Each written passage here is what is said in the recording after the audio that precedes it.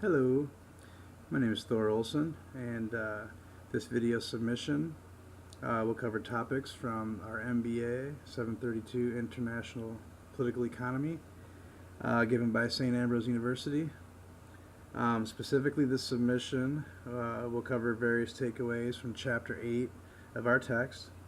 The chapter is over the dynamics of interdependence. The concept of interdependence relates to the mutual dependence of individuals or nations, economies in this instance, and how the interdependence of these entities interact to form the backbone of the world economic and political systems. Historically and up to the present, this interdependence continues to be the glue that keeps the economic and political systems intact. The chapter goes into the history a little bit of this modern interdependence, which has its roots in the 19th century, during which time the colonial economies were developing throughout the world. At this time, we see the imposition of regional specialization, where the world's regions specialize in different products and goods. Essentially, the world was divided up by specialization, but as the world modernized, things became a little more complex, and we moved on from the old colonial, regional specialization world that we lived in. Now we live in a world where we have these decentralized systems with the controls of the areas of production from far away, at the transnational headquarters or the nation involved. The world is now divided by resource and or the service that's provided by this specific region, but is also now divided by economics as well, or economic status.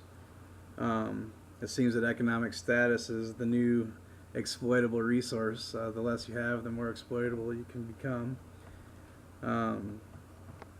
It seems if we stay on the current path, this situation will continue, leading to larger areas being exploited for the benefit of fewer and fewer. It seems kind of like we're heading right back to where we started in the 19th century. I guess what I'm seeing is neocolonialism at its face value. It just seems that in a way we feel like we've come so far, but we really haven't. We're kind of set up the same way, we were 300 years ago. We haven't come that far from colonial rule. We just kind of fool ourselves into believing that we've become more modern. I don't know, that's just kind of the takeaway I had from that part of the history. Excuse me. My next takeaway, it's another historical takeaway. Talks about, it's interesting to read, about the trade routes. How they may have driven the development of early economies. I have a bachelor's degree in anthropology, and there are many hypotheses surrounding the effects of the trade routes on the development of civilization. The trade routes drove ancient man to migrate, for example, or the trade routes helped spread culture and linguistic history. And now, it seems that it spread economy as well and business activity. This idea shows how business actually has been like a driving force throughout history and continues to shape our society today. My final thought from this chapter is in regards to what I call the web of interdependence. Nations try to, find the most favorable position in this web, but not everything is equal between nations. And there's page 235 of the chapter talks about the disparity within the periphery, kind of touches on this. It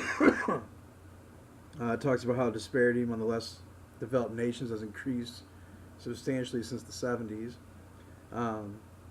And things have become a lot worse for these less developed nations because you have developed nations like China who come in and produce and supply pretty much the same goods that some of these less developed countries produce, which gives them even less opportunities.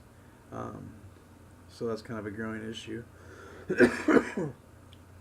In summary, the independence that we're talking about links the world, but instead of being structured like a spider web with evenly distributed benefit, it looks more like an organizational chart, I think, with those who benefit the most at the top of the hierarchy, and it kind of trickles down to the rest. But that's kind of what I see from this interdependence. It's very unequal. So that's my takeaway from Chapter 8. Thanks.